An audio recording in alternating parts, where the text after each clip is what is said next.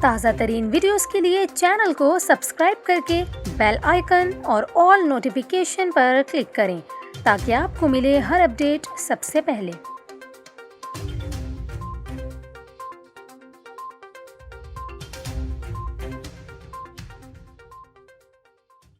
السلام علیکم، نیوز 24/7 اردو میں خوش آمدید۔ ناظرین، ابھی آپ کو MQM کے بانی الطاف حسین کے حوالے سے خبر دیتے چلیں۔ الطاف حسین گزشتہ 20 روز سے ہسپتال میں زیر علاج ہیں۔ متحدہ قومی موومنٹ کے بانی الطاف حسین کورونا وائرس میں مبتلا ہو گئے ہیں۔ الطاف حسین گزشتہ 20 روز سے لندن کے مقامی اسپتال میں موجود ہیں، جہاں ان کا علاج کیا جا رہا ہے۔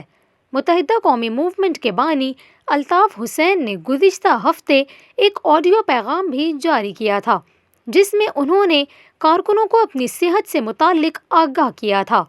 الطاف حسین کے آڈیو پیغام کے بعد کارکنوں نے متحدہ کے بانی کی صحت یابی کے لیے دعا کی اپیل بھی کی تھی۔